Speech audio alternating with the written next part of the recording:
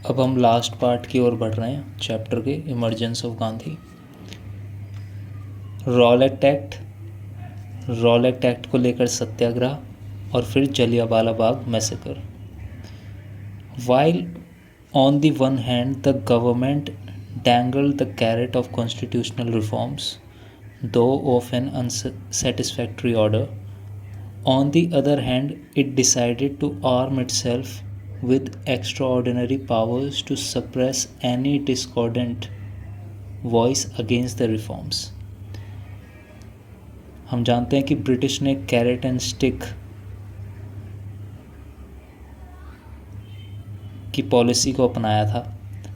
तो एक तरफ तो उन्होंने कॉन्स्टिट्यूशनल रिफॉर्म्स करे जिसमें वो इंडियंस को लुभाने के लिए उनको पॉलिसी मेकिंग में लेजिस्लेचर्स के अंदर पार्ट देंगे, लेकिन वो खोखली होंगी।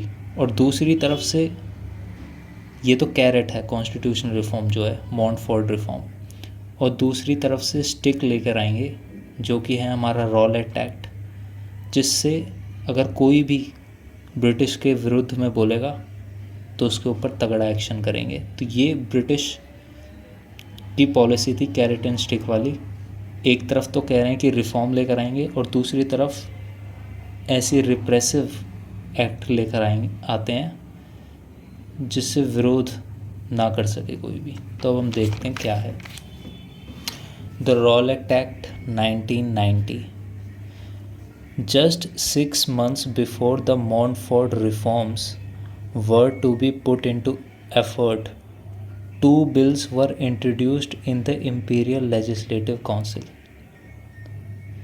ये कह रहे हैं कि मॉन्टफोर्ट रिफॉर्म्स जब लागू होना था, were to put into effort, उसके 6 महीने पहले ही 2 बिल्स को इंट्रोड्यूस किया गया इम्पीरियल लेजिस्लेटिव काउंसिल के अंदर।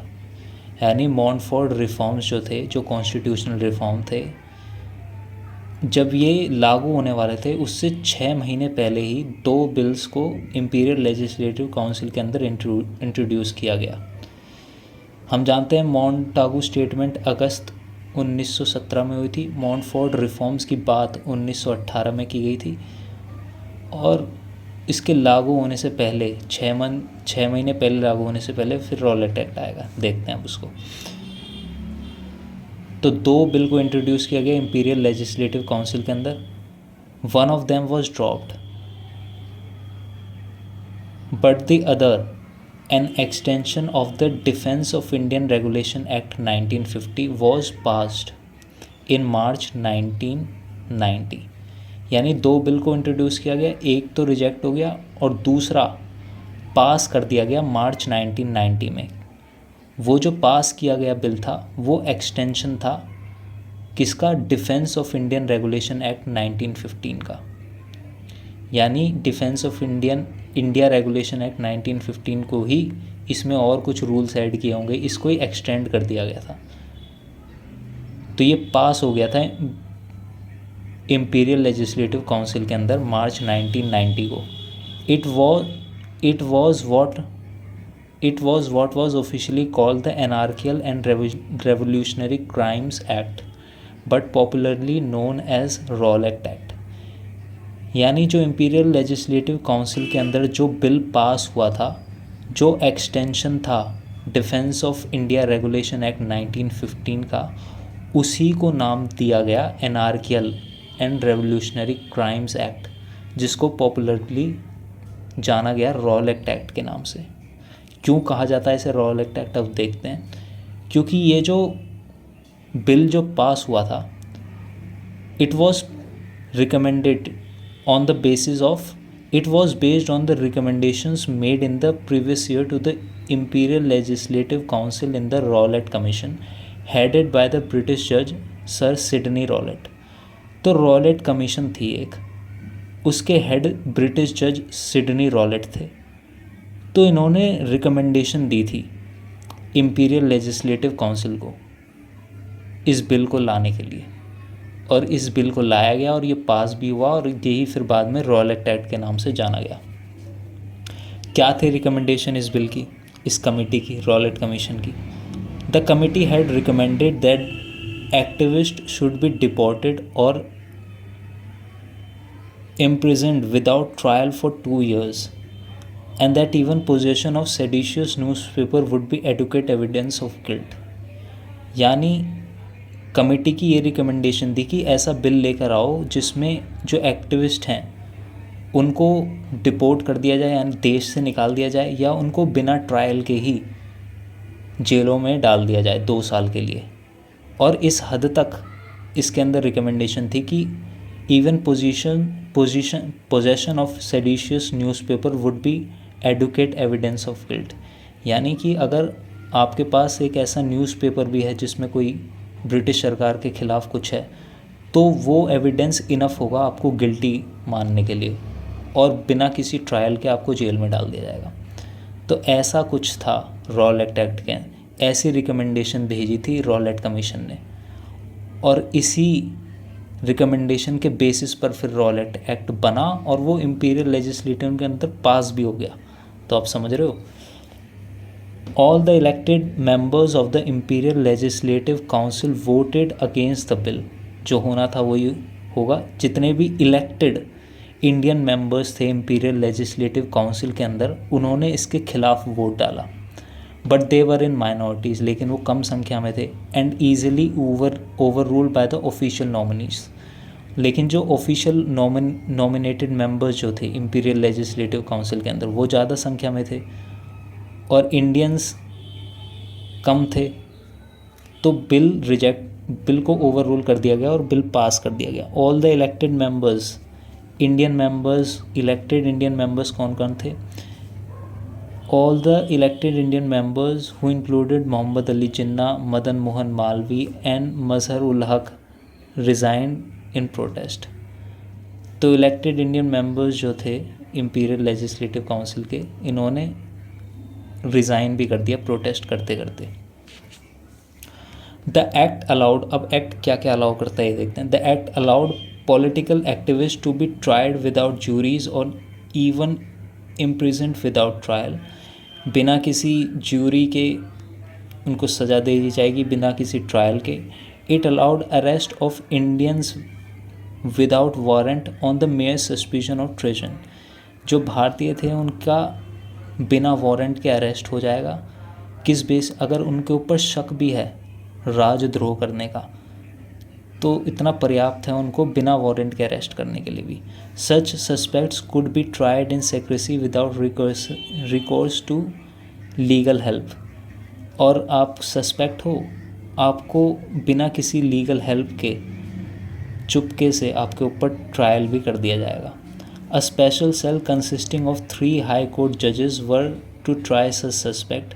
3 हाई कोर्ट जज जो थे, इनकी एक स्पेशल सेल बनाई गई। ये इस तरीके के जो सस्पेक्ट हैं, जिन लोगों पर सस्पेक्ट है राजद्रोह का, उनको सज़ा देने के लिए 3 हाई कोर्ट जज बैठे, और उनके ऊपर कोई कोर्ट नहीं था। And there was no court of appeal above that panel. उस पैनल के ऊपर कोई और हायर कोर्ट नहीं है अपील करने के लिए, यानी उन 3 जजों ने जो सुना दिया वही माना जाएगा। This court could even accept evidence not acceptable under the Indian evidence act. ये जो 3 हाई कोर्ट जजेस का जो पैनल था, ये ऐसे एविडेंस को भी एक्सेप्ट करता है जो अनएक्सेप्टेबल हैं under the Indian evidences act. Indian evidences act के अंदर जो एविडेंस एक्सेप्टेबल नहीं है, उनको भी ये एक्सेप्ट करता है। The law of habeas corpus, the basis of civil liberty was sought to be suspended. हम जानते हैं हिबिस कॉर्पस क्या होता है, कि जब कोई भी पुलिसकर्मी या कोई भी अथॉरिटी आपको बिना किसी वजह अरेस्ट कर लेती है, उसको हिबिस कॉर्पस कहा जाता है। तो हिबिस कॉर्पस जो थी, the law of habeas corpus, the basis of civil liberty, ये किस सिविल लिबर्टी का जो बेसिस होता है, इसको सस्पेंड कर दिया गया था, was sought to be suspended. The object of the government was to replace the repressive provisions of the war time defence of India act 1915 by a permanent law. तो ब्रिटिश सरकार का ऐसा ऑब्जेक्टिव था कि जो रिप्रेसिव दमनकारी provisions थे war time defence of India act 1915 के, इनको परमानेंटली अब लागू कर दिया जाए। So the war time restrictions on freedom of speech and assembly were re imposed in India. तो युद्ध के दौरान जो डिफेंस ऑफ इंडिया एक्ट 1950 लागू हुआ था, युद्ध तो ख़त्म हो गया, लेकिन वो चाहते थे कि ये जो एक्ट है ये चलता रहे, यानी फ्रीडम ऑफ स्पीच ना दी जाए लोगों को और उनको असेंबली करने की इजाज़त ना दी जाए। तो ये रिस्ट्रिक्शंस वो चाहते थे कि लगे रहें। तो ये war defence of India act को परमानेंटली लागू करना चाहते थे। तो so the war time restrictions on freedom of speech and assembly were re imposed in India. तो इनको दोबारा लागू। There was a strict control over the press के ऊपर कंट्रोल था बहुत ही कठोर। And the government was armed with a variety of powers to deal with anything the authorities choose to considered as terrorism और रेवोल्यूशनरी टैक्टिक्स। और authorities के पास इतनी ज़्यादा ताकत थी कि वो किसी चीज़ से भी डील कर सकते थे। अगर उनको लगता था कि ये चीज़ रेवोल्यूशनरी टैक्टिक है या कुछ एक्ट ऑफ टेररिज्म है, तो उनके पास अथॉरिटी थी कि वो उससे डील कर पाएँ। तो ऐसा था कुछ रॉलेट एक्ट ऑफ 1990। अब हम देखते हैं क्या सत्याग्रह हुआ इसके खिलाफ। Satyagraha against the Rowlatt Act, first mass strike. जो रॉलेट एक्ट के खिलाफ सत्याग्रह हुआ ये पहली मास स्ट्राइक थी। हम जानते हैं इससे पहले जो चंपारण सत्याग्रह था वो फर्स्ट सिविल डिसोबीडियंस था। अहमदाबाद मिल स्ट्राइक जो हुई थी वो पहली हंगर स्ट्राइक थी। और खेड़ा सत्याग्रह जो हुआ था वो पहला नॉन कोऑपरेशन था। अब जो रॉलेट एक्ट होगा इसके खिलाफ जो सत्याग्रह होगा पहला मास स्ट्राइक है, first mass strike. Just when the Indians expected a huge advance towards self-rule as a reward for their contribution to the war, they were given the Montfort Reform with its very limited scope and the shockingly repressive Rowlatt Act. Indians ने तो British की मदद की थी world war 1 के अंदर, ये सोचकर कि उनको गवर्नमेंट पॉलिसीज़ के अंदर, लेजिस्लेटिव काउंसिल्स के अंदर इंडियंस को और ज़्यादा पार्टिसिपेशन मिलेगा। ये तो उनकी एक्सपेक्टेशन थी, लेकिन उनको मिला क्या? They were given the Montford reform with its very limited scope. उनको दिया गया मॉन्टफोर्ट रिफॉर्म जिसकी स्कोप बहुत ही लिमिटेड थी, और शॉकिंगली रिप्रेसिव रॉलेट एक्ट, और बहुत ही दमनकारी रॉलेट एक्ट दिया गया उनको। तो ये मिला उन्हें बदले में। Not surprisingly, the Indians felt betrayed. तो Indians felt cheated, Indian felt betrayed. उन्हें लगा उनके साथ धोखा हुआ है। More so Gandhi, who had been at the front for in offering cooperation in the British war effort, and who had even offered to encourage recruitments of Indians into the British Indian forces.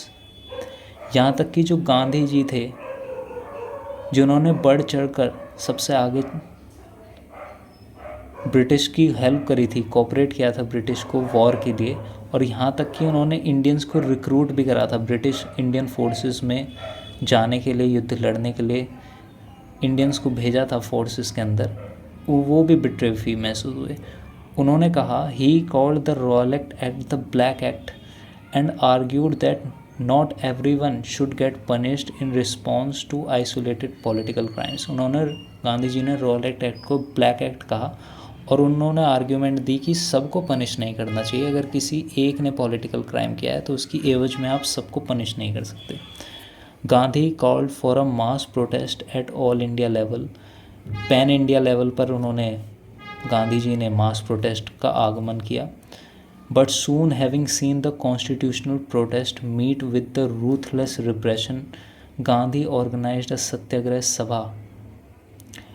तो जब उन्होंने pan India level पर उन्होंने मास protest का ऐलान किया, लेकिन जब उन्होंने देखा कि संवैधानिक जो प्रोटेस्ट हम कर रहे हैं उसको भी ब्रिटिश सरकार बहुत ही रूथलेसली उसका दमन कर रही है, उसको दबाने की कोशिश कर रही है, तो गांधी ने ऑर्गेनाइज करा सत्याग्रह सभा। तो गांधी ऑर्गेनाइज्ड, ये सब देखने के बाद उन्होंने, गांधी ऑर्गेनाइज्ड सत्याग्रह सभा and roped in young members of home rule league and pan Islamist.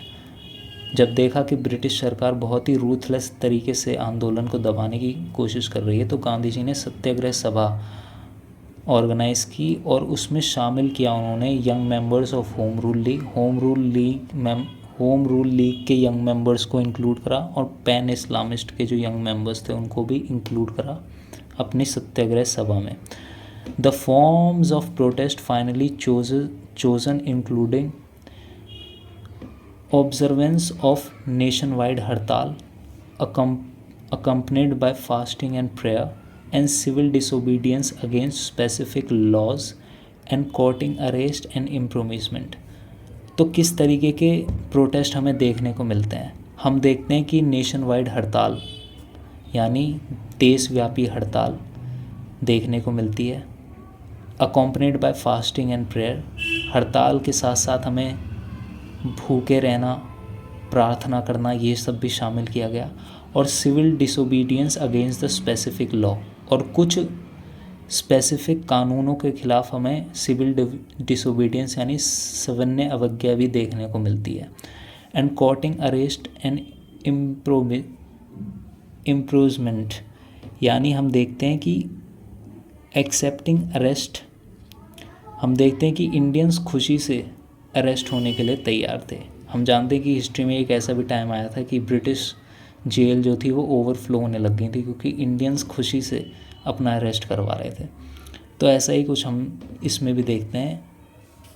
इस टाइप के प्रोटेस्ट में हमें यही देखने को मिलता है कि नेशन वाइड हड़ताल देखने को मिलती है, accompanied by fasting and prayer and civil disobedience against specific law and courting arrest and imprisonment. There was a radical change in situation now. अब क्या होता है ये देखते हैं, कैसे सिचुएशन चेंज हो रही है हम देखते हैं। The masses who found a direction, the masses had found a direction, now they could act instead of just giving verbal expression to their grievances. तो अब हमें देखने को मिलता है कि जो मास है, जो भीड़ है, अब उनके पास एक डायरेक्शन है। पहले अब वो एक्ट कर सकते हैं, पहले वो सिर्फ अपने ग्रीवियंसेस को वर्बली एक्सप्रेस करते थे, लेकिन अब सत्याग्रह के माध्यम से उनके पास एक डायरेक्शन है जिसमें वो एक्ट कर सकते हैं। From now onwards peasantry, artisans and the urban poor were to play an increasingly important part in the struggle. अब हम ये देखते हैं कि जो पीजेंट्स हैं, फार्मर्स हैं, आर्टिजन्स हैं और जो शहरों में रहने वाले पुअर हैं वो बहुत ही अहम पार्ट निभाएंगे इस स्ट्रगल के अंदर। Orientation of the national movement turned to the masses permanently. Gandhi said that salvation would come when masses were awakened and become active in politics. हम देखते हैं जो पहले जो पॉलिटिकल स्ट्रगल जो था वो सिर्फ पार्टी में और उनके पॉलिटिशियंस तक ही लिमिटेड था और कुछ एलिट क्लास तक लिमिटेड था, लेकिन अब हम देख पा रहे हैं कि जो नेशनल मूवमेंट का ओरिएंटेशन है वो पूरी तरीके से मासेस की तरफ परमानेंटली झुक गया है। और गांधी ने कहा कि अगर आपको मुक्ति चाहिए, Gandhi said the salvation would come when masses were awakened and become active in politics. तो मुक्ति तभी मिलेगी, आज़ादी जभी मिलेगी जब समूह मासेस अवेकेंड होगा और एक्टिवली पॉलिटिक्स के अंदर सहभागिता दिखाएगा। तो ये कुछ सिचुएशन अब हमें देखने को मिल रही है भारत के अंदर फ्रॉम सत्याग्रह और रॉलेट एक्ट सत्याग्रह से। Satyagraha was to be launched on April 6, 1990, but before it could be launched there were large scale violent anti British demonstrations in Calcutta, Bombay, Delhi, Ahmedabad etcetera. तो अभी तो सत्याग्रह पूरी तरीके से लॉन्च भी नहीं हुआ, उसको लॉन्च होना था 6 अप्रैल 1990 को। बस उसके लॉन्च होने की तैयारी में ही हम देखते हैं कि इतना large scale violent anti British demonstration यानी ब्रिटिश विरोधी प्रदर्शन बहुत ही लार्ज पैमाने पर हमें देखने को मिलता है कलकत्ता में, बॉम्बे में, दिल्ली में, अहमदाबाद में। सत्याग्रह के लॉन्च होने से पहले ये माहौल है। Large scale violent anti-British demonstrations in Calcutta, Bombay, Delhi, Ahmedabad, etc. Especially in Punjab, the situation became so very explosive due to the wartime repression, forcible recruitments and ravages of disease that the army had to be called in. और specially हम देखते हैं कि पंजाब के अंदर तो situation इतनी ज़्यादा एक्सप्लोसिव हो गई, इतनी ज़्यादा विस्फोटक हो गई। क्यों? क्योंकि एक तो वहाँ पे युद्ध के दौरान का जो दमन था वो था। फोर्सिबल रिक्रूटमेंट्स कर रहे थे, आर्मी के अंदर ज़बरदस्ती भारतीयों को भर रहे थे, और वहाँ पर डिसीज़ प्लाग भी फैल रहा था। तो इसकी वजह से वहाँ पे इतना ज़्यादा विस्फोटक परिस्थिति पैदा हुई पंजाब के अंदर कि आर्मी तक को वहाँ पे बुलाना पड़ गया, यानी पुलिस से संभल नहीं रहा था, आर्मी को इंटरफेयर करना पड़ा। अप्रैल 1990 saw the biggest and the most violent anti British upsurge since 1857। तो 1857 के रिवोल्ट में जो माहौल था वैसा ही कुछ अप्रैल 1990 को हमें देखने को मिलता है। अप्रैल 1990 so the biggest and the most violent British विरोधी प्रदर्शन upsurge since 1857। The lieutenant governor of Punjab sir Michael O'Dwyer is said to have used aircraft staffing against the violent protesters। परिस्थिति इतनी ख़राब हो गई कि लेफ्टिनेंट गवर्नर जो थे पंजाब के सर माइकल ओडवायर, कहा जाता है कि उन्होंने एयरक्राफ्ट स्टाफिंग भी यूज़ करा था वायलेंट प्रोटेस्टर्स के ख़िलाफ़। तो ऐसी कुछ स्थिति पंजाब में देखने को मिल रही है हमें। रॉलेट एक्ट जो 6 अप्रैल 1990 को लॉन्च होना था, उससे पहले ऐसा माहौल है अप्रैल 1990 के अंदर पंजाब के अंदर। और अब हम देखेंगे कि अप्रैल 13 1990 को जलियांवाला बाग मैसेकर होगा। तो इसी के साथ हमने पढ़ा है रॉलेट एक्ट, और रॉलेट एक्ट को लेकर हमने समझा क्या था इसमें, यानी जो भी लोग जो उनको अरेस्ट किया जा सकता है विदाउट ट्रायल, जो भी राजद्रोह का मुकदमा ठोको और उनको जेल में डालो। और अब हम देख रहे हैं कि रॉलेट एक्ट के ख़िलाफ़ क्या सत्याग्रह हुआ वो हमने देखा। हम देख रहे हैं कि परिस्थिति सत्याग्रह से पहले इतनी ख़राब हो जाती है कि ब्रिटिश विरोधी प्रदर्शन बॉम्बे में, कोलकाता में, अहमदाबाद में और स्पेशली पंजाब के अंदर तो स्थिति इतनी विस्फोटक हो जाती है कि आर्मी तक को बुलाना पड़ता है। और लेफ्टिनेंट गवर्नर जो थे पंजाब के, उन्होंने तो एयरक्राफ्ट स्टाफिंग का भी यूज़ करा था वायलेंट प्रोटेस्टर्स के ख़िलाफ़। अब हम देखेंगे अप्रैल 13 को जलियांवाला बाग मैसेकर। अब हम देखेंगे Jallianwala Bagh massacre April 13 1990। Amritsar was the worst affected by violence. हम जानते हैं सबसे ज़्यादा वायलेंस से जो अफेक्टेड हुआ था वो अमृतसर हुआ था। हम जानते हैं कि सत्याग्रह को लॉन्च होना था अप्रैल 6 1990 को, लेकिन हम देखते हैं कि बहुत ही large scale anti British demonstration होने लगी थी जो कि वायलेंट हो गई थी, कलकत्ता, बॉम्बे, दिल्ली, अहमदाबाद और एक्सेट्रा। तो एंटी ब्रिटिश डेमोन्स्ट्रेशन, ब्रिटिश विरोधी प्रदर्शन हो रहे थे बहुत ही लार्ज पैमाने पे, लेकिन वो वायलेंट हो गए थे। तो इसी वायलेंस का सबसे ज़्यादा असर हमें अमृतसर में देखने को मिलता है कि Amritsar was the worst affected by violence. In the beginning there was no violence by the protesters. तो शुरुआत में तो कोई ऐसा वायलेंस नहीं था प्रोटेस्टर्स के द्वारा। Indians shut down their shops and normal trade and the empty streets showed the Indians displeasure at the British betrayal.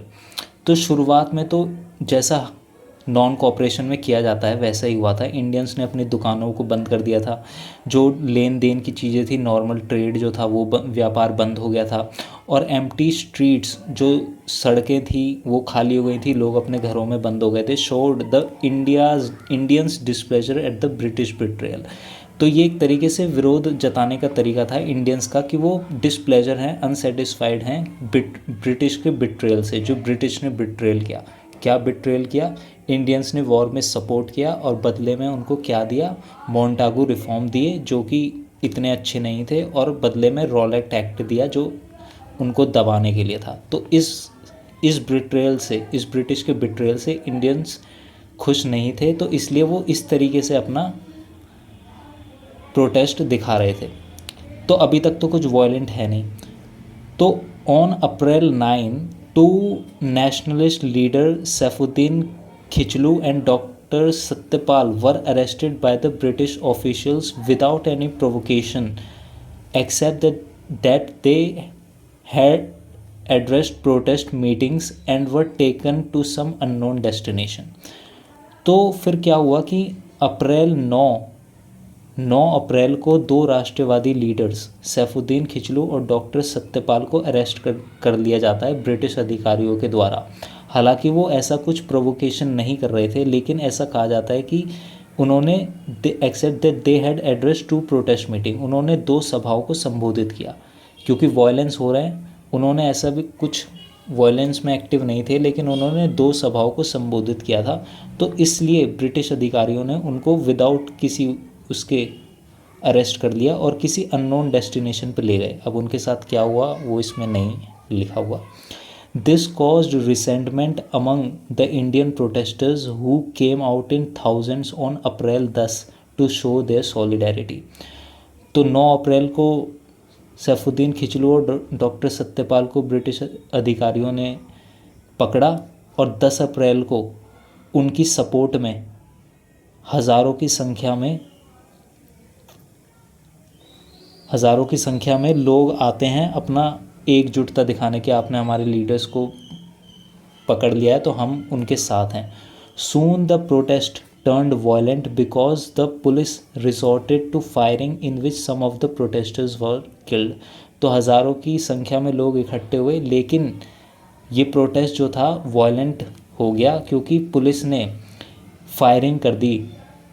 Firing का तरीका अपनाया क्राउड को तितर बितर करने के लिए। Police resorted to firing, police firing पर उतर आई।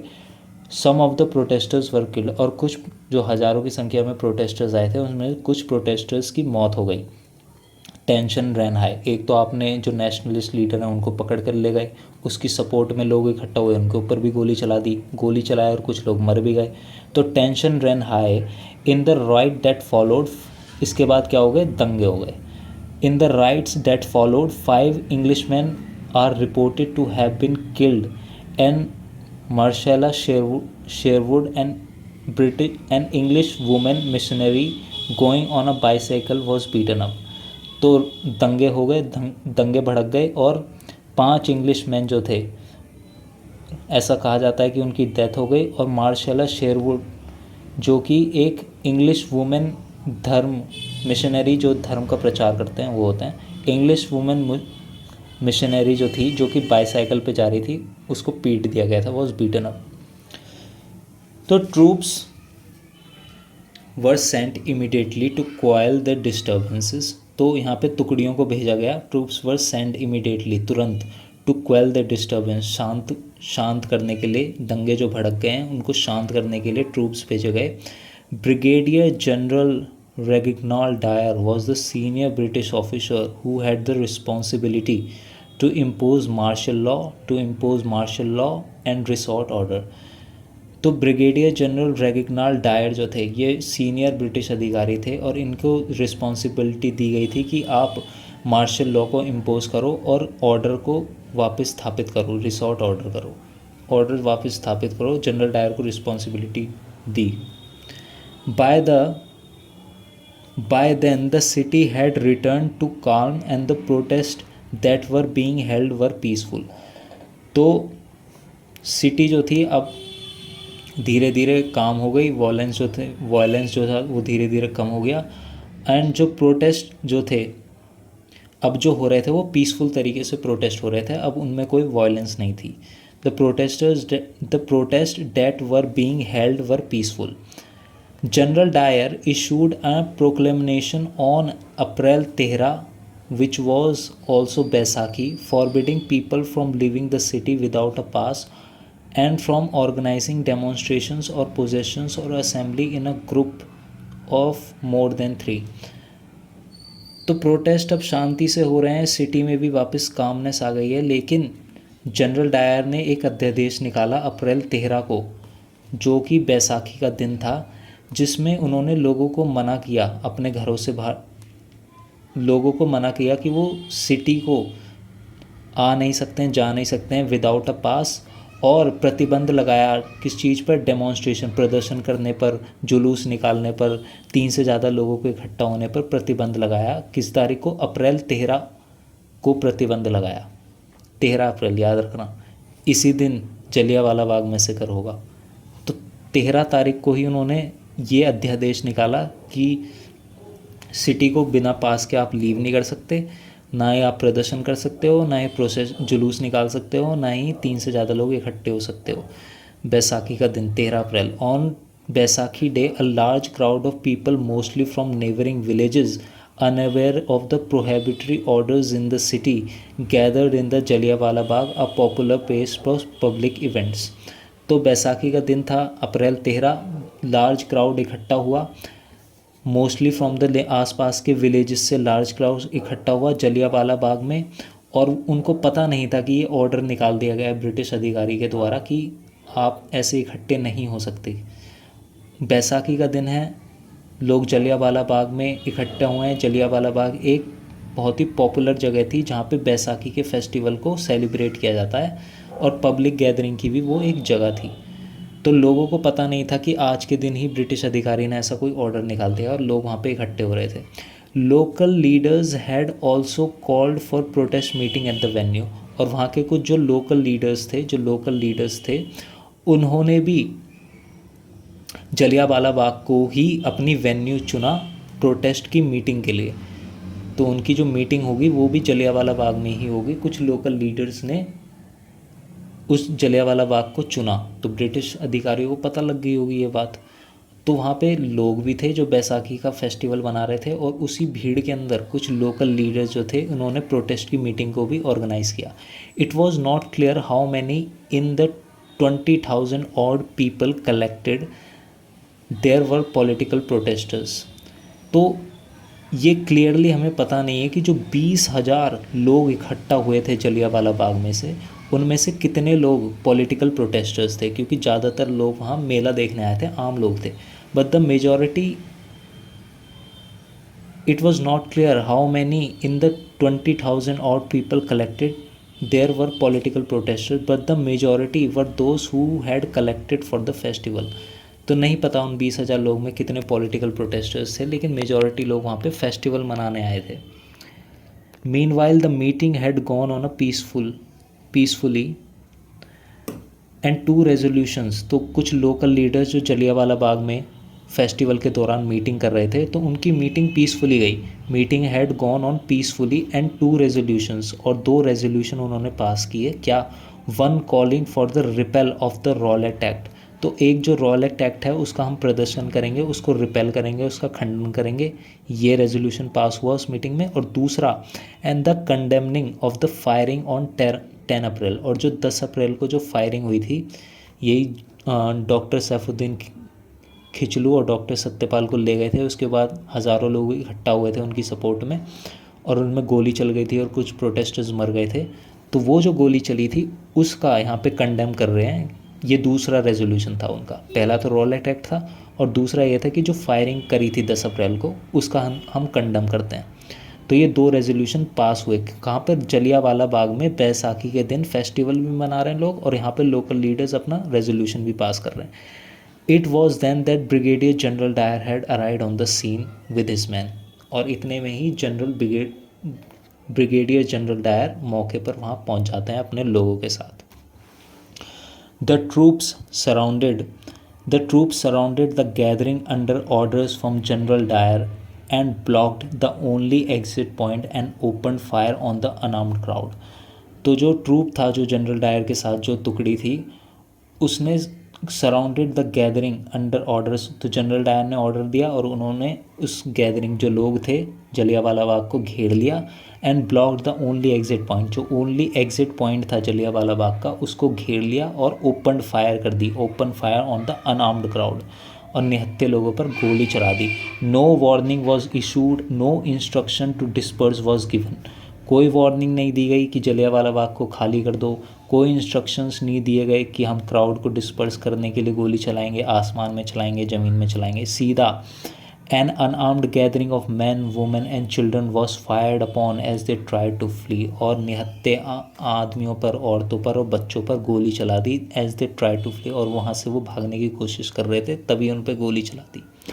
According to the official British Indian resources, 379 were identified dead and approximately 1,100 were wounded। तो ब्रिटिश इंडियन सोर्सेस के मुताबिक 379, ब्रिटिश इंडियन रिसोर्स है ये, 379 मृत घोषित किए गए और अप्रॉक्सीमेटली 1100 लोग वोंडेड हो गए। ये ब्रिटिश के आंकड़े हैं। However the Indian national Congress, भारतीय राष्ट्रीय Congress, on the other hand estimated more than 1500 लोग वर इंजर्ड एंड अप्रॉक्सीमेटली 1000 वर्ल्ड की, तो 1000 से ज़्यादा लोग मरे और 1500 लोग इंजर्ड हुए, ये भारतीय राष्ट्रीय कांग्रेस ने कहा। But it is precisely known that 1650 bullets were fire into the crowds, लेकिन हमें ये स्पष्ट तरीके से पता है कि 1650 गोलियाँ चलाई गई थी भीड़ के ऊपर, निहत्थे लोगों के ऊपर। The incident was followed by uncivilised brutalities on the inhabitants of Amritsar, और ये जो सब पूरी घटना जो घटित हुई, ये वन ऑफ द अनसिविलाइज्ड ब्रूटैलिटीज़, अमानवीय अत्याचार किया गया था ब्रिटिश अमृतसर के निवासियों के ऊपर, इनहेबिटेंट्स ऑफ ब्रिट। Martial law was proclaimed in Punjab, martial law को इस इंसिडेंट के बाद, जलियांवाला बाग के बाद, मार्शल लॉ को लागू कर दिया गया पूरे पंजाब में। And the public flogging and other humiliations were perpetrated, और पब्लिक फ्लैगिंग मतलब एक तरीके से भीड़ के सामने आपको पीटना, ये दिखाने के लिए कि अगर आप हमारे खिलाफ जाओगे तो आपका ये हाल होगा, है ना, उसको कहते हैं पब्लिक फ्लॉगिंग। ये एक तरीके से डिसिप्लिन और लोगों के अंदर डर बिठाने का तरीका होता है। तो मार्शल लॉ लागू कर दी गई पूरे पंजाब के अंदर, पब्लिक फ्लॉगिंग चालू करी, ब्रिटिश ने लोगों को मारा होगा कि अगर हमारे खिलाफ जाओगे तो ऐसा होगा। और and other humiliations were perpetrated, और दूसरे तरीके की जो अमानवीयता लोगों के ऊपर बरसाई गई। To take just one instance, Indians were forced to crawl on their bellies down the road on which the English missionary had been assaulted. एक उदाहरण के तौर पर, जिस रोड पर उस इंग्लिश लड़की जो धर्म का प्रचार करती थी उसको मारा गया था, उन्हीं सड़कों पर ब्रिटिश के लोगों को, इंडियंस लोगों को पेट के बल पर चलने पर, क्रॉल करने पर फोर्स किया गया। तो इस तरीके की कुछ ब्रूटैलिटीज़ ब्रिटिश लोगों ने की।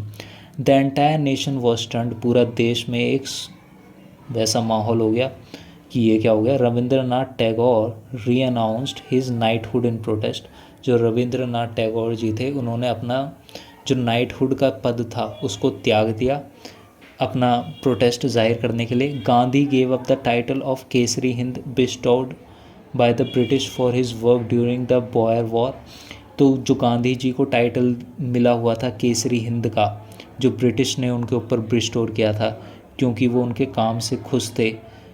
जो बॉयर वॉर के दौरान जो गांधी जी ने काम किया था उस काम से खुश होकर गांधी जी को ब्रिटिश ने गांधी जी को केसरी हिंद का टाइटल दिया था, तो उस टाइटल को त्याग दिया गांधी जी ने, और रविंद्रनाथ जी ने अपने नाइटहुड का जो पद था उसको त्याग दिया जलियांवाला बाग के बाद।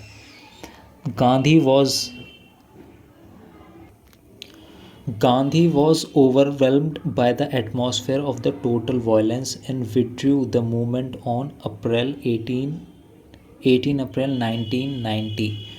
तो ये जो रॉलेट एक्ट का जो सत्याग्रह चलाने वाले थे गांधी जी का, जलियांवाला बाग के बाद उन्हें रियलाइज़ हुआ कि वापस ले लेना चाहिए तो सीन क्या था, Gandhi was overwhelmed by the atmosphere of the total violence and withdrew the movement on April 18, 1990। Seen in an objective way, Dyer ensured the beginning of the end of the British राज।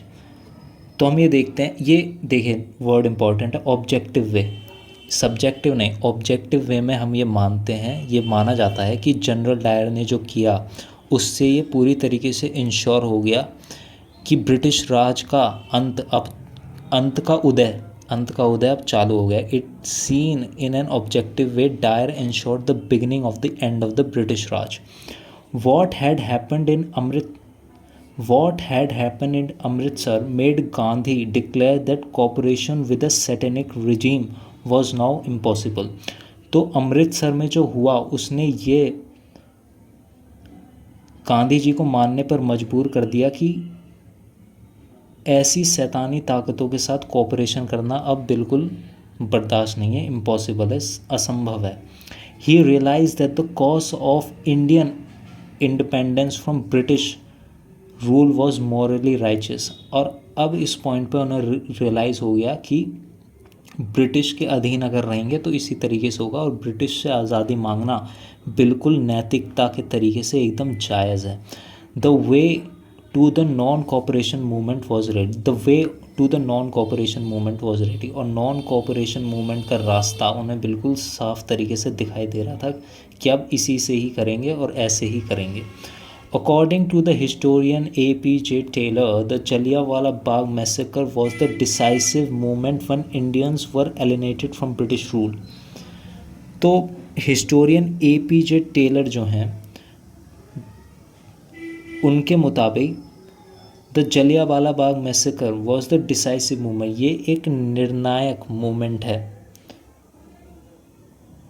जिससे Indians जो भारतीय थे वो पूरी तरीके से British राज से अलग थलग महसूस करने लगे थे खुद को।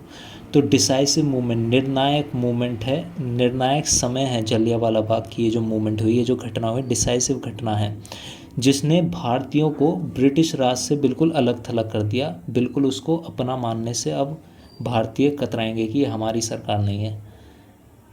The event of 1990 were to shape Punjab's politics of resistance. ये जो जलियांवाला बाग 1990 में ये जो हुआ है, इस इवेंट से पूरे पॉलिटिक्स, पंजाब की पूरी पॉलिटिक्स ऑफ रेजिस्टेंस जो है वो अब पूरी हमें देखने को मिलेगी। Bhagat Singh was just 11 at the time of Jallianwala Bagh massacre. तो भगत सिंह जी सिर्फ 11 साल के थे जब जलियांवाला बाग मैसेकर हुआ। Bhagat Singh Bharatiya Naujawan Sabha, the massacre was an act as a symbol that would help to overcome the apathy that come in the wake of the end of the non cooperation movement. तो भगत सिंह की भारतीय नौजवान सभा जो थी वो एक तरीके से जलियांवाला बाग का मैसेकर जो हुआ इसको एक तरीके से सिंबल बनाएगी अपना, जो हेल्प करेगी उनको ओवरकम करने में।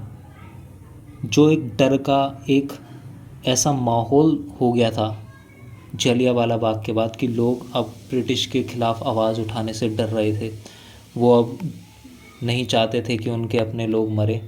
तो एक ऐसा माहौल जो हो गया था, लोगों के अंदर डर का माहौल जो हो गया था, तो जो भगत सिंह की भारतीय नौजवान सभा इस जलियांवाला बाग मैसेकर के इस घटना को एज अ सिंबल की तरह लेगी, और जो एपैथी, जो डिसइंटरेस्ट, जो अनमोटिवेशन नॉन कॉपरेशन मूवमेंट के अंत की वजह से आया है उसको ओवरकम करने में मदद करेगी।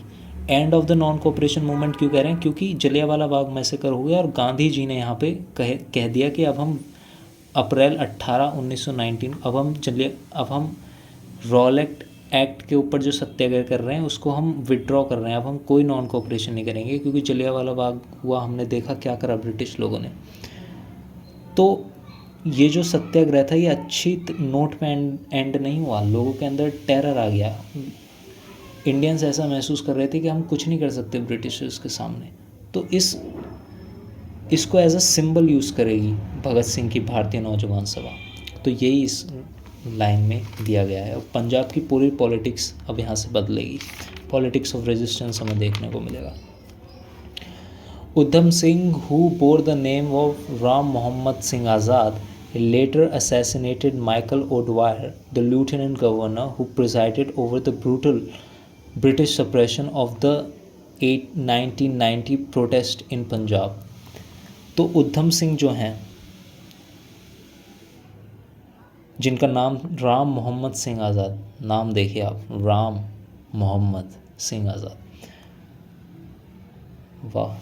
राम मोहम्मद सिंह आज़ाद जो हैं बाद में वो असैसिनेशन करते हैं माइकल ओडवायर का, जो लेफ्टिनेंट गवर्नर हैं, the lieutenant governor who presided over the brutal British suppression of the 1990 protest in Punjab.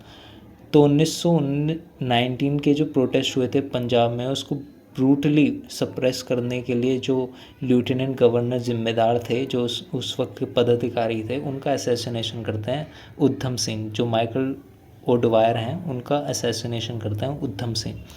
बाद में उधम सिंह जी को 1940 में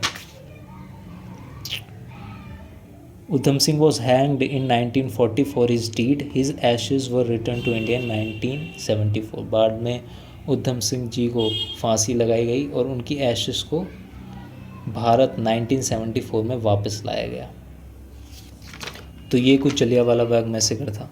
कुछ स्टेटमेंट्स देख लेते हैं।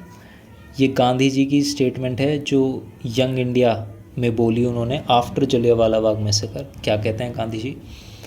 No government deserves respect which holds cheap the liberty of its subjects।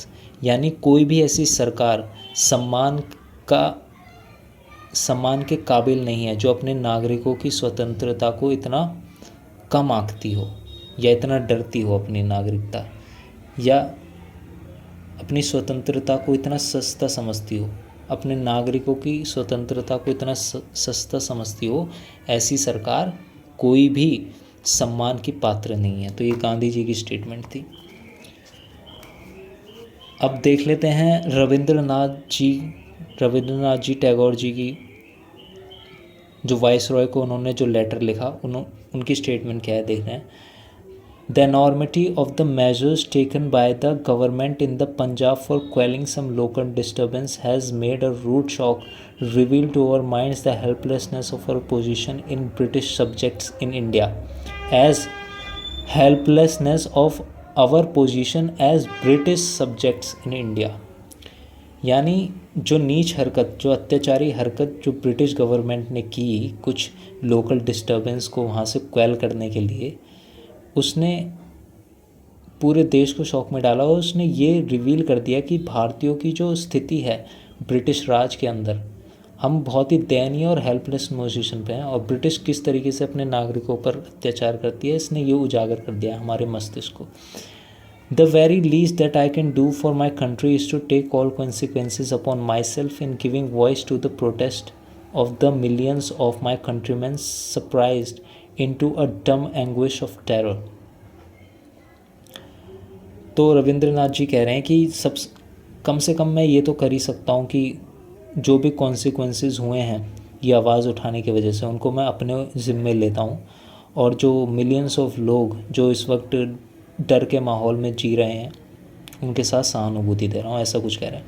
The time has come when badges of honour made our shame glaring in the incongruous context of our humiliation. और हमें ये realise हो रहा है कि जो हमें ये जो पद की ये जो उपाधि दी गई है ब्रिटिश सरकार ने, क्योंकि रविंद्रनाथ जी को नाइटहुड की उपाधि दे रखी थी, गांधी जी को केसरी हिंद की उपाधि दे रखी थी, तो टैगोर जी कह रहे हैं कि ये जो उपाधि हमें दे रखी हैं ये एक तरीके से हमें ह्यूमिलिएट करती हैं। ये उपाधियाँ ये ह्यूमिलिएशन की पात्र हैं। तो जलियांवाला बाग के बाद ये टैगोर जी ने अपने लेटर में लिखा वाइसरॉय को। तो ये था जलियांवाला बाग मैसेकर। कांग्रेस की माने तो 1000 से ज़्यादा लोगों की जान गई, मायने रखते हैं। एंड 1650 बुलेट ओपन फायर की गई बच्चों पर, वुमेन को, निहत्थे लोगों के ऊपर जनरल डायर के ऑर्डर पर। तो ऐसा था कुछ जलियांवाला बाग मैसेकर। गांधी जी ने समझदारी का काम किया, मूवमेंट को वापस ले लिया।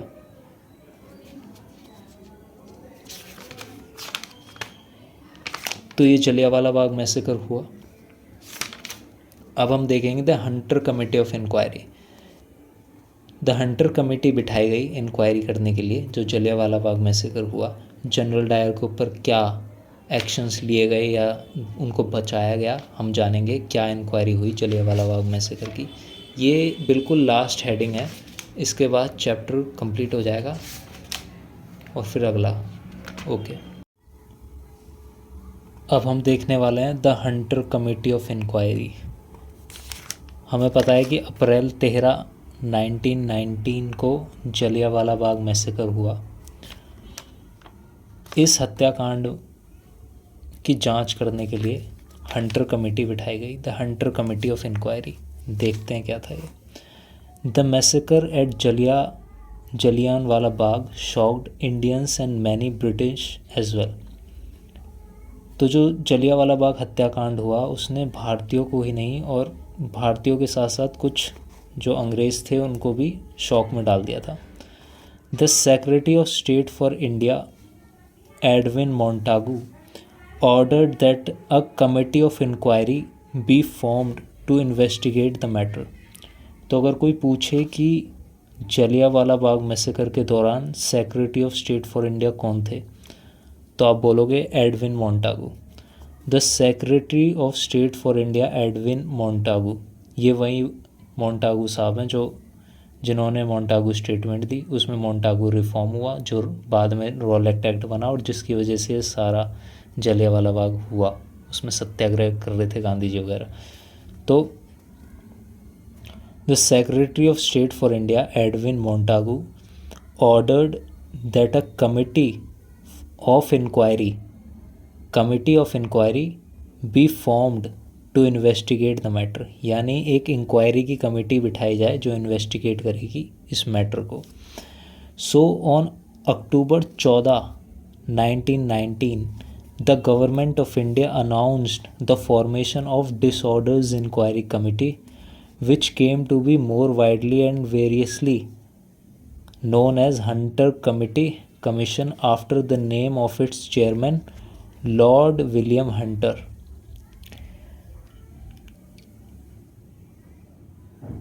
तो मोंटागू साहब ने ऑर्डर किया कि एक कमेटी बिठाइए इंक्वायरी करने के लिए, इन्वेस्टिगेट करने के लिए। तो अक्टूबर 14, 1990 को जलियांवाला बाग होता है, अप्रैल 13, 1919 को, और कमिटी का फॉर्मेशन होता है अक्टूबर 14, 1990 को। The government of India, Bharat सरकार, announced the formation of the disorders inquiry committee, यानी डिसऑर्डर इंक्वायरी कमेटी का गठन की अनाउंसमेंट कर दी भारत सरकार ने, जो कि फेमसली हंटर कमेटी या हंटर कमीशन के नाम से जानी गई, जो कि उनके चेयरमैन लॉर्ड विलियम हंटर के नाम से थी। लॉर्ड विलियम हंटर जो चेयरमैन हैं हंटर कमेटी के या हंटर कमीशन के, वो कौन है? वो former solicitor general for Scotland है and senator of the college of justice in Scotland, यानी स्कॉटलैंड के सॉलिसिटर जनरल हैं और सेनेटर हैं कॉलेज ऑफ जस्टिस के इन स्कॉटलैंड के अंदर। ये हैं लॉर्ड विलियम हंटर जो चेयरमैन हैं हंटर कमेटी के, फॉर्मली जिसको डिसऑर्डर्स इंक्वायरी कमेटी के नाम से भी जाना जाता है, जो अक्टूबर 14, 1990 को भारत सरकार द्वारा अनाउंस कर दी गई। The purpose of the commission was to investigate the recent disturbances in Bombay, Delhi and Punjab about their causes and measures taken to cope with them. तो हम जानते हैं कि रॉलेट एक्ट होने से पहले, रॉलेट सत्याग्रह होने से पहले एंटी ब्रिटिश डेमोन्स्ट्रेशंस होने लगे थे जो कि वॉयलेंट हो गए थे, ब्रिटिश विरोधी प्रदर्शन होने लगे थे जो कि वॉयलेंट हो गए थे रॉलेट सत्याग्रह के लॉन्च होने से पहले। तो यहाँ पे वॉयलेंस हो गई थी कोलकाता, बॉम्बे, दिल्ली, अहमदाबाद, पंजाब, ठीक है। तो यही वो बात कह रहे हैं, इस वॉयलेंस की जांच करने की ही यहाँ पे हंटर कमेटी में बोला है कि the purpose of the commission was to investigate the recent disturbances in Bombay, Delhi और पंजाब। भाई पता लगाओ, इन्वेस्टिगेट करो कि क्यों डिस्टर्बेंस हुई वहाँ पे, क्या थे उनके causes, about their causes and the measures taken to cope with them, और किस तरीके के वहाँ पे मेजर्स लिए गए इस तरीके की घटनाओं से निपटने के लिए। तो इस सब की इन्वेस्टिगेट करने का पर्पस था हंटर कमेटी को गठन करने का। There were 3 Indians among the members. तो ये जो हंटर कमेटी है इसके अंदर 3 इंडियन मेंबर्स भी हैं, उनके नाम देख लेते हैं। सर चिमनलाल हरिलाल सितालवाद, ये कौन है? ये vice chancellor of Bombay university and advocate of the Bombay high court, ये पहले हैं। दूसरे पंडित जगत नारायण, ये लॉयर हैं and member of the legislative councils of the United provinces. और तीसरे सरदार साहिबजादा सुल्तान अहमद खान, ये लॉयर हैं फ्रॉम ग्वालियर स्टेट। तो ये 3 इंडियन मेंबर्स भी हंटर कमेटी के अंदर मौजूद थे। After meeting in Delhi on October 29, the committee took statement from witnesses called in from Delhi, Ahmedabad, Bombay and Lahore. तो अक्टूबर 29 को मीटिंग होती है दिल्ली में, और उस मीटिंग के बाद कमिटी जो विटनेसेस हैं उनको बुलाती है और उनकी स्टेटमेंट्स रिकॉर्ड करती है। विटनेसेस दिल्ली, अहमदाबाद, बॉम्बे, लाहौर से बुलाए जाते हैं जहाँ पर दंगे हुए थे। उनकी स्टेटमेंट्स को, जो विटनेसेस हैं उनकी स्टेटमेंट्स को रिकॉर्ड किया जाता है। In November the committee reached Lahore and examined the principal witnesses to the event in Amritsar. तो अक्टूबर में दिल्ली में बैठक हुई, विटनेसेस को नोट किया गया, स्टेटमेंट्स को रिकॉर्ड किया। अब कमेटी नवंबर के अंदर लाहौर चली गई जहाँ पे जलियांवाला बाग हुआ था। तो in November the committee reached Lahore, Lahore के अंदर आ गई कमेटी नवंबर के अंदर, and examined the principal witnesses to the event in Amritsar. और जो अमृतसर में जो हत्याकांड हुआ, जो घटना हुई, उनके विटनेसेस को बुलाया गया, एग्जामिन किया गया। Dyer was called before the committee, और डायर जो जनरल डायर हैं उनको भी कमेटी के सामने प्रस्तुत किया गया, बुलाया गया उनको। Dyer was called before the committee, he was confident that whatever he had done was only his duty. तो डायर साहब को कमेटी के सामने बुलाया गया, लेकिन डायर जी बिल्कुल कॉन्फिडेंट हैं, उनका ऐसा मानना है कि उन्होंने जो कुछ भी किया वो उनकी ड्यूटी थी। ही was confident that he had done was only his duty. Dyer stated that his intentions had been to strike terror throughout the Punjab and in doing so reduce the moral stature of the rebels. तो Dyer ji ऐसा कहते हैं कि उनकी intentions सिर्फ पंजाब के अंदर terror फैलाने का था ताकि लोग प्रशासन के नियंत्रण में रहें और दंगे ना करें। तो लोगों के दिलों में दहशत फैलाने का उनका एक मोरल तरीका था, ताकि जो रिबेल्स हैं, जो दंगा कर रहे हैं, जो विद्रोही हैं, उनका जो मोरल स्टैचर है, जो मनोबल है, वो थोड़ा टूट जाए। To reduce the moral stature of the rebels, strike terror throughout the Punjab, ये उनका मानना था, ऐसी इंटेंशन थी डायर जी की। Dyer is reported to have explained his sense of honor by saying, तो ऐसा कहा जाता है, ऐसा रिपोर्ट है कि उन्होंने अपना सेंस ऑफ ऑनर दिखाया। डायर जी ने ये कहा, डायर जी को कोट कर रहे हैं, I think it quite possible that I could have disperse the crowd without firing, but they would have come back again and laughed and I would have made what I consider a fool of my self.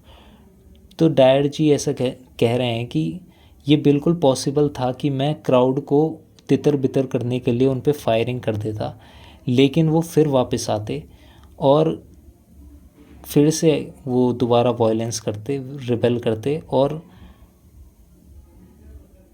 मेरा एक तरीके से पागल बन जाता उन लोगों से, मैं उनके सामने एकदम बेवकूफ़ लगता। तो वो ये कह रहे हैं कि आई think it quite possible that I could have disperse the crowd without firing, बिना फायर किए मैं चाहता तो क्राउड को डिस्पर्स कर देता, लेकिन वो फिर वापस आते, but they would have come back again and laughed, वो वापस आते और मुझ पर हंसते, और मैं अपना what I would have made what I consider a fool of myself, और मैं उनके सामने एक तरीके से बेवकूफ़ लगता। तो he also stated that he did not make any effort to tend to the wounded after the shooting as he did not consider it his job. तो डायर जी ने ऐसा भी कहा कि हत्याकांड के बाद, गोलियां चलाने के बाद जो वहाँ पे घायल लोग थे, उनकी मदद करने के या उनकी केयर करने के लिए की भी ज़रूरत उनको महसूस नहीं हुई घायलों की मदद करने की, क्योंकि वो उनकी जॉब नहीं थी। He did not consider it at his job, है ना। He also stated that he did not make any effort to tend to wounded after the shooting, as he did not consider it as its job. Though Dyer's statement caused radical tensions among the members of the committee, तो ये जो Dyer जी की statements हैं, इससे जो committee के जो members थे उनमें काफ़ी टेंशन हुई और उन्हें लगा कि यार ये तो बहुत ही गलत तरीके से स्टेटमेंट दे रहा है ये तो। The final report released in March 1920, तो अप्रैल 13 1919 को जलियांवाला बाग होता है, और जो फाइनल रिपोर्ट आती है कमेटी की वो मार्च 1920 में आ रही है। तो आप देख रहे हो तकरीबन एक साल फाइनल रिपोर्ट, कमेटी की फाइनल रिपोर्ट को आने में एक साल लग गया तकरीबन। तो the final report released in March 1920 unanimously condemned dyers action. तो जो रिपोर्ट आती है, फाइनल रिपोर्ट जो आती है मार्च 1920 में, यूनानिमसली सारे मेंबर्स डायर के एक्शन को कंडन करते हैं, खारिज करते हैं, निंदा करते हैं। The report stated that the lack of notice to disperse from the Bagh in the beginning was an error. तो रिपोर्ट के अंदर ये सब चीज़ें मेंशन की गई, जैसे कि जो भीड़ थी उसको तितर बितर करने के लिए, जलियांवाला बाग के अंदर जो भीड़ थी उसको तितर बितर करने पर ध्यान नहीं दिया गया, जो कि एक बहुत बड़ा एरर था। अगर आपको भीड़ ही हटानी थी तो आप उस पर ध्यान देते, भीड़ को हटाने पर ध्यान देते, उस पर आपने बहुत कम ध्यान दिया और ये बहुत बड़ा एरर था। ये पहला दिया गया अगेंस्ट डायर के against. The length of the firing showed a grave error. जो जितनी देर तक फायरिंग हुई वो भी बहुत घातक था। हमको पता है कि 1600 बुलेट्स कुछ चली थी, इतनी गोली चलाने की क्या ज़रूरत थी। अगर आपको क्राउड को डिस्पर्स ही करना था तो आप 1-2 गोली चला देते, 4-5 लोगों को मार देते, तो भी भीड़ तितर बितर हो जाती। लेकिन 1600 कुछ बुलेट्स चली हैं, इससे ये शो होता है कि आप इंटेंशनली लोगों को डराना चाहते थे या लोगों को मारना चाहते थे। ऐसा कि डायर ने खुद भी कहा है कि वो स्ट्राइक टेरर करना चाहते थे थ्रू आउट द पंजाब, पूरे पंजाब में को एक मैसेज देना चाहते थे और रिबेल्स का मोरल तोड़ना चाहते थे। तो ऐसा ही कुछ यहाँ पे भी कह रहा है कि जितनी देर तक फायरिंग हुई वो बहुत ही ज़्यादा घातक है। The length of firing showed a grave error. Dyer's motive of producing a sufficient moral effect was to be condemned. और जो डायर का जो मोटिव था कि वो एक सफिशिएंट मोरल को उत्पन्न करेंगे, उसको भी खारिज किया गया, कंडन किया गया। Dyer had overstepped the bounds of his authority. Dyer जो उनकी अथॉरिटी की जो सीमाएं हैं उनको लांघा उन्होंने। There had been no conspiracy to overthrow British rule in Punjab. ये भी कमेटी ने अपनी रिपोर्ट में कहा कि ऐसी कोई कॉन्स्पिरेसी नहीं थी पंजाब के अंदर ब्रिटिश का तख्ता पलट करने की, ब्रिटिश को ओवरथ्रो करने की। There had been no conspiracy to overthrow British rule in Punjab. तो पंजाब के अंदर ब्रिटिश के रूल को ओवरथ्रो करने की कोई कॉन्स्पिरेसी नहीं थी, ये भी रिपोर्ट के अंदर था। The minority report of the Indian members further added that the proclamations banning public meetings were insufficiently publicised. हम जानते हैं कि डायर साहब ने प्रोक्लेमेशन निकाला था, यानी ऑफिशियल पब्लिक अनाउंसमेंट निकाला था कि हम ऑफिशियल पब्लिक मीटिंग को बैन कर रहे हैं, उन्होंने निकाला था ना। और उसी सुबह निकाला और शाम को उन्होंने फायरिंग करवा दी जलियांवाला बाग। तो उसी को ये कह रहे हैं।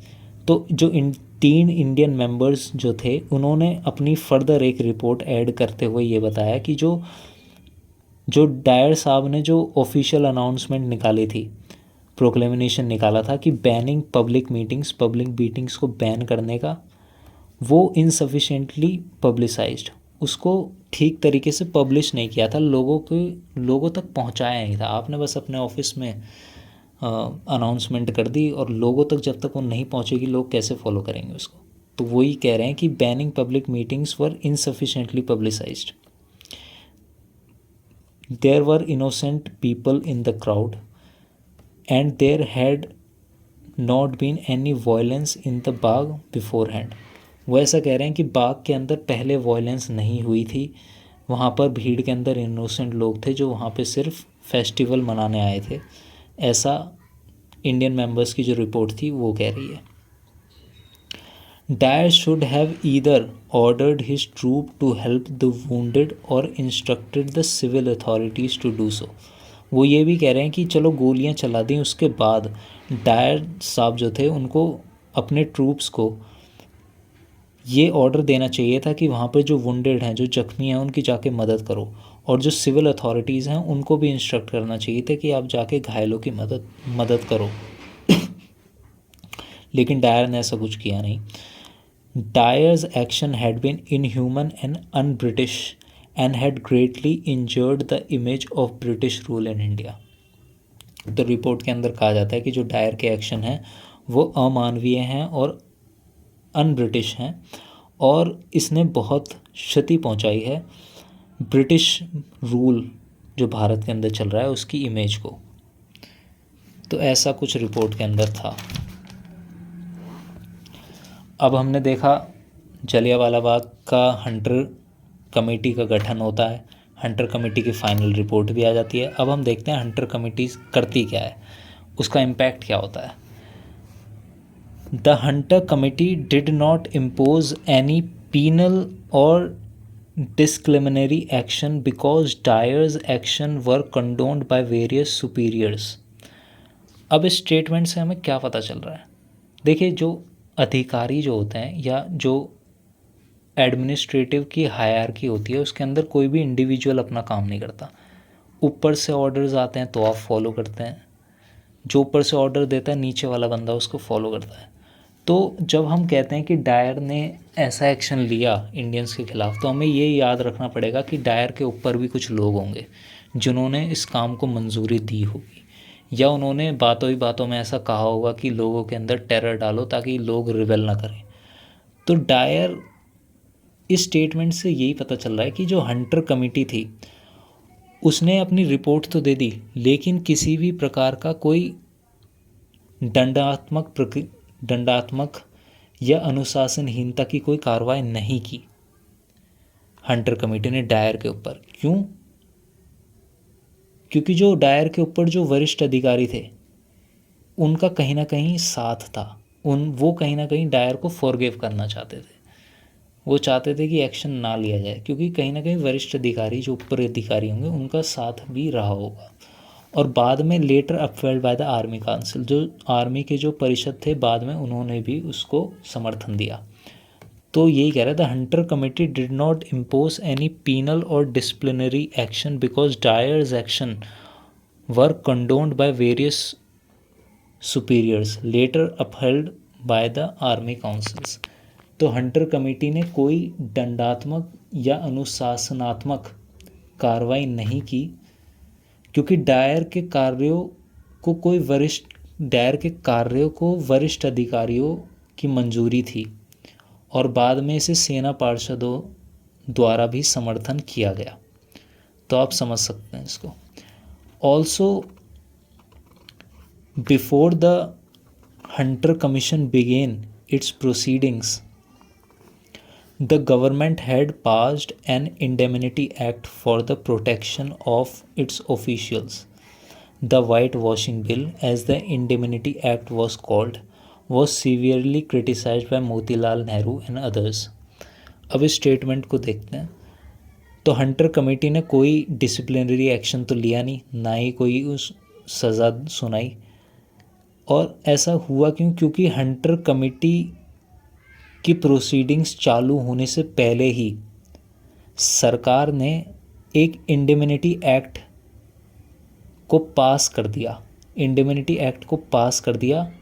For the protection of its officers, अपने अधिकारियों को बचाने के लिए इंडिमिनिटी एक्ट पास कर दिया गया सरकार के द्वारा हंटर कमेटी की प्रोसीडिंग्स चालू होने से पहले ही। अब इंडिमिनिटी का मतलब होता है providing immunity to government officials या providing legal protection to government officials. तो आप समझ सकते हैं कि इंडिमिनिटी एक्ट तो एक तरीके से अपने अधिकारियों को बचाने के लिए ऐसा कानून, ऐसा बिल पास कर दिया गया था सरकार द्वारा हंटर कमेटी की प्रोसीडिंग्स होने से पहले ही, जिसको इस इंडिमिनिटी एक्ट को वाइट वॉशिंग बिल के नाम से जाना गया। वाइट वॉशिंग बिल के नाम से जाना गया इंडिमिनिटी एक्ट को, जो कि बहुत ज़्यादा क्रिटिसाइज किया गया इंडियंस द्वारा, यानी मोतीलाल नेहरू और अदर्स जो सीनियर कांग्रेस के लीडर्स होंगे उनके द्वारा। एक बार दोबारा देख लेते हैं। Also before the Hunter committee began its proceedings the government had passed an indemnity act for the protection of its officers. The whitewashing bill, as the indemnity act was called, was severely criticized by Motilal Nehru and others. ठीक है, तो जलियांवाला बाग को लेकर inquiry होती है, Hunter committee का गठन होता है, हंटर कमेटी की रिपोर्ट भी आ जाती है, लेकिन कोई भी डिसिप्लिनरी एक्शंस या दंडात्मक कार्रवाई नहीं होती डायर के ऊपर। क्यों नहीं हो पाती? क्योंकि एक तो जो ऊपर के अधिकारी हैं वो भी कहीं ना कहीं उनका भी समर्थन था, आर्मी का भी कहीं ना कहीं समर्थन था, और ऐसी लीगल उनको लीगल प्रोटेक्शन भी प्रोवाइड कर दी गई गवर्नमेंट द्वारा बिल पास करके, जिसको इंडिमिनिटी एक्ट किया गया या वाइट वॉशिंग बिल के नाम से जाना गया। In England it fell to the secretary of state for war at the time, Winston Churchill, to review the report of the commission. तो अगर कोई पूछे कि जलियांवाला बाग के दौरान secretary of state of war कौन थे, तो विंस्टन चर्चिल थे। तो ये जो पूरी रिपोर्ट है कमीशन की, हंटर कमेटी की जो रिपोर्ट है, ये secretary of state for war Winston Churchill जो इंग्लैंड में हैं उनके पास जाती है रिव्यू करने के लिए। तो in the House of the Commons, Churchill, no lover of Indians, condemned what had happened at Amritsar.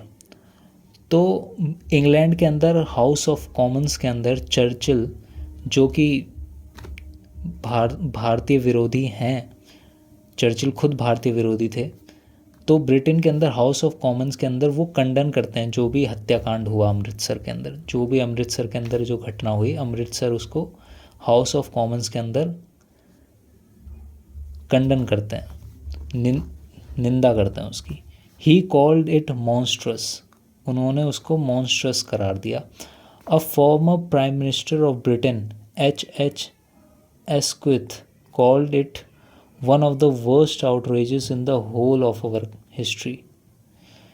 तो जो फॉर्मर प्राइम मिनिस्टर थे ब्रिटेन के H.H. Asquith, उन्होंने कहा कि ये one of the worst outrageous है पूरी हिस्ट्री के दौरान। The cabinet agreed with Churchill that Dyer was a dangerous man and could not be allowed to continue in his post। तो हाउस ऑफ कॉमन्स की जो कैबिनेट थी वो Churchill साहब के साथ अग्री करती है और मानती है कि जो डायर है वो बहुत ही डेंजरस मैन है और उसको अपने पद पर अब और ज़्यादा नहीं रखा जाना चाहिए। Dangerous man and should not be allowed to continue in his post. The decision that Dyer should be dismissed was conveyed to the Army Council। और ये जो निर्णय था कि डायर को उसकी पोस्ट से हटाया जाए, ये नीचे आर्मी तक भी पहुंचा दिया गया। In the end, Dyer was found guilty of the mistaken notions of his duty and relief of his command in March 1920। बाद में डायर को गिल्टी माना गया, उनकी जो ड्यूटी के दौरान जो उन्होंने गलती करी थी उसके लिए उन्हें गिल्टी माना गया और उनको उनकी सेवाओं से निस्तारित कर दिया गया, उनको उनकी पोस्ट से हटा दिया गया। Relieved of his command in March 1920। तो मार्च 1920 के अंदर डायर जी को उनके पद से हटा दिया गया, सेवानिवृत्त कर दिया गया। He was called to England, उनको इंग्लैंड वापस बुला लिया गया। No legal action was taken against him, लेकिन कोई भी लीगल एक्शन उनके खिलाफ नहीं किया गया। ही ड्रू हाफ पे and received his army pensions, तो डायर साहब को आधी तनख्वाह भी मिलती रही और उनकी आर्मी की पेंशन्स भी चलती रही और कोई लीगल एक्शन उनके खिलाफ नहीं हुआ। हालांकि उनको इंग्लैंड वापस बुला लिया गया और उनको उनकी सेवाओं से निस्तारित कर दिया गया था। तो इतने लोगों की जान लेने के बाद ये उनके साथ किया गया। Dyer was not however universally condemned, जैसा कि हमने कहा कि जो महकमा होता है, जो पूरी मशीनरी होती है, वो एक आदमी से नहीं चलती, उसके पीछे पूरा पूरा प्रशासन होता है और भी लोग जिम्मेदार होते हैं। डायर तो सिर्फ एक मोहरा थे। तो डायर जी को यूनिवर्सली कंडेम नहीं किया, सब लोगों ने उनकी आलोचना नहीं की, कुछ लोगों ने समर्थन भी किया। Dyer was not however universally condemned in the House of the Lords, most of the peers favour Dyer, जो डायर के जो सहपाठी थे, जो सहकर्मी थे, उन्होंने हाउस ऑफ द कॉमन्स के अंदर डायर जी को सपोर्ट करा। And a house pass the motion in his support, और हाउस ऑफ लॉर्ड्स के अंदर डायर जी की सपोर्ट में एक मोशन को भी पास कर दिया गया। And the Morning Post is reported to have raised a sum of 26,000 pounds for Dyer. A famous contributor to the fund was Rudyard Kipling. तो कुछ पैसे भी मॉर्निंग पोस्ट कोई अखबार होगा, उसने रिपोर्ट किया कि सम ऑफ 26,000 pounds, तो 26,000 पाउंड्स का सम डायर जी के लिए रेज किया गया है। और इसमें सबसे ज़्यादा फेमस कंट्रीब्यूटर रुडयार्ड किपलिंग थे कोई।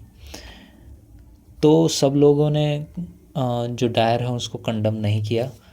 इस पैसेज के अंदर ये दिखाया गया है कि हाउस ऑफ लॉर्ड्स के अंदर जो डायर के जो सहकर्मी लोग थे, उन्होंने हाउस ऑफ एक मोशन को पास किया गया डायर की सपोर्ट दिखाने के लिए, डायर को सपोर्ट करने के लिए, और 26,000 पाउंड्स कुछ पैसे भी डायर की सपोर्ट में रेस किए गए। Strangely enough the clergy of the golden temple, clergy का मतलब होता है कि अथॉरिटी जो होती है, जो रिलीजियस, ऐसी अथॉरिटी जो रिलीजियस एक्टिविटी को परफॉर्म करती है, वो ऑथराइज्ड होते हैं उन काम को करने के लिए, उनको क्लर्गी कहा जाता है, रिलीजियस काम को करने के लिए। तो जो गोल्डन टेम्पल की क्लर्गी थी, यानी जो गोल्डन टेम्पल की रिलीजियस अथॉरिटी थी, जिसको लेड किया गया था by Arun Singh, honoured Dyer by declaring him a Sikh. तो अरुण सिंह जो हैं, जो गोल्डन टेम्पल की क्लर्गी को लीड कर रहे हैं, उन्होंने डायर को सम्मान दिया ये कहकर कि डायर एक सिख हैं। This the honouring of the dire by the priest of Shri Darbar Sahib Amritsar was one of the reasons behind the intensification of the demand for the reforming the management of Sikh shrines already being voiced by the societies such as Khalsa Diwan Majha and Central Majha Khalsa Diwan। तो इस प्रकार की उपाधि देना general Dyer को, वो भी Sikh golden Temple की क्लर्गी द्वारा, कि आप एक सिख हो, तो इस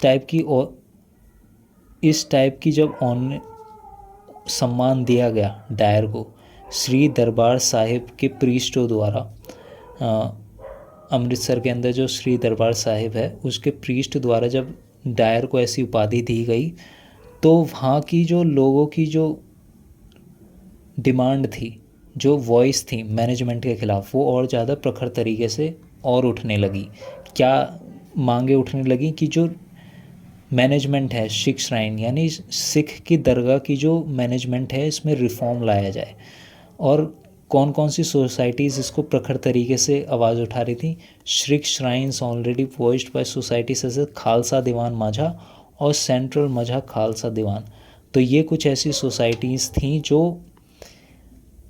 जो श्री दरबार साहिब जो अमृतसर के अंदर है, उनकी मैनेजमेंट सिख श्राइन्स की जो मैनेजमेंट है उनके अंदर रिफॉर्म लाने की आवाज़ों को बुलंदी से उठा रही थी कि जब आप ऐसे काम करोगे, जनरल डायर ने इतना मतलब हज़ारों लोगों की जान दी और आप गोल्डन टेम्पल के आप प्रीस्ट हो, क्लर्गी हो, आप उल्टा डायर को सम्मान दे रहे हो कह के कि आप एक सिख हो, तो क्या होगा? लोगों के अंदर इंटेंसिफिकेशन होगा, लोग आपके विरोध में आवाज़ लगाएंगे और बोलेंगे कि इन लोगों को हटाओ।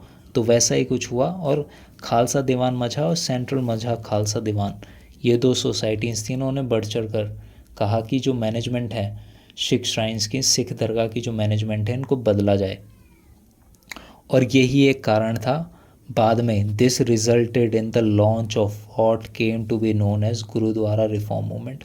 तो गुरुद्वारा रिफॉर्म मूवमेंट इसके बाद चालू हुई। इसी का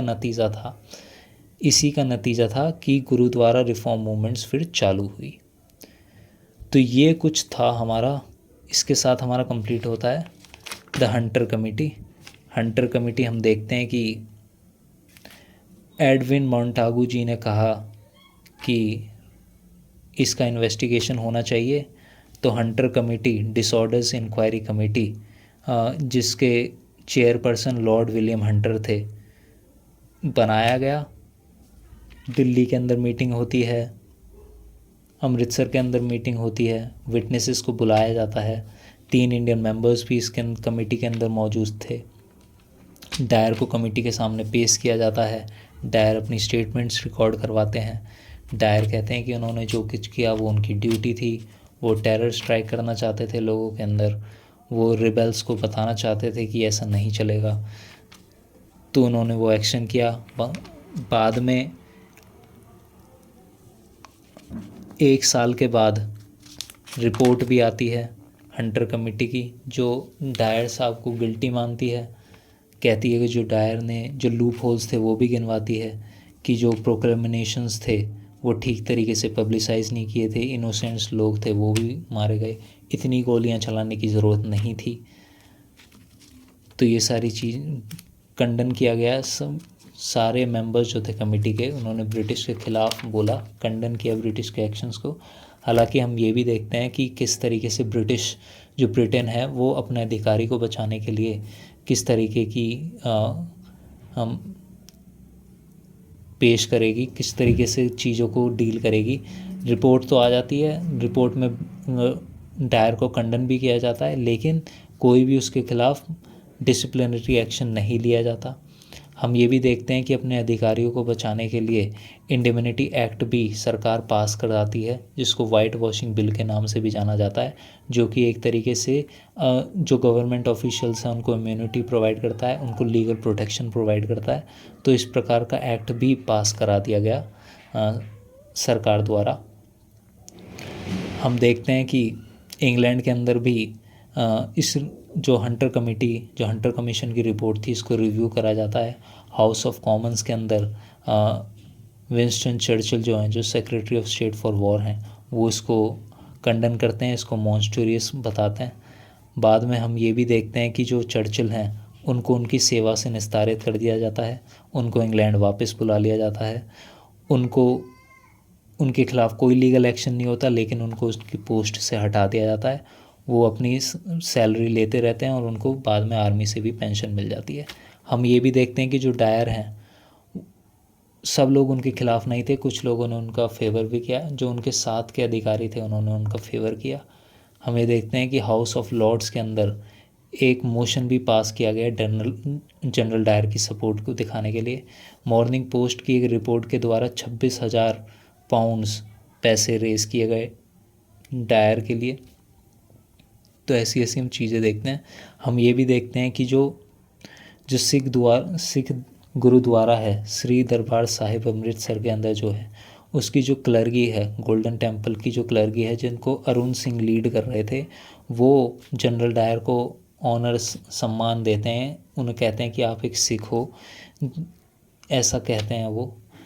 इसके खिलाफ़ हम देखते हैं कि लोगों के अंदर आक्रोश होता है। जो सोसाइटीज़ हैं वो डिमांड करने लगती हैं कि जो सिख रिजीम, जो सिख श्राइन्स की जो मैनेजमेंट है उनको बदला जाए। और हम देखते हैं कि बाद में गुरुद्वारा रिफॉर्म मूवमेंट्स चालू हो जाती हैं। तो इस प्रकार की कुछ हंटर कमेटी थी। अब हम देखते हैं कांग्रेस व्यू, बिल्कुल लास्ट पॉइंट है। The Indian National Congress appointed its own non-official committee that including Motilal Nehru, C.R. Das, Abbas Tyabji, M.R. जयकार एंड गांधी। तो कांग्रेस ने भी अपनी कमेटी बिठाई, जैसे कि हंटर कमेटी तो इंग्लैंड वालों ने बिठाई, कांग्रेस ने अपनी कमेटी बिठाई। नॉन ऑफिशियल कमेटी थी ये। इसके अंदर मोतीलाल नेहरू, C.R. दास, अब्बास त्याबजी, M.R. जयकर और गांधी जी मौजूद थे। The Congress put forward his own view. तो कांग्रेस ने अपनी व्यू सामने रखी। दिस व्यू क्या था इस व्यू में? This view criticised Dyer's action as inhuman and also said that there was no jurisdiction in the introduction of martial law in Punjab. हम देखते हैं कि कांग्रेस कहती है, जनरल डायर के एक्शंस को इनह्यूमन करार देती है और कहती है कि मार्शल लॉ जो पंजाब के अंदर लागू किया गया था उसकी कोई ज्यूरिडिक्शन ही नहीं थी। तो इस प्रकार के कांग्रेस की कमेटी के व्यू थे। तो ये कांग्रेस का व्यू था जलियांवाला बाग और हंटर कमेटी को लेकर। तो इसके साथ हमारा ये चैप्टर पूरा होता है, इमर्जेंस ऑफ गांधी वाला।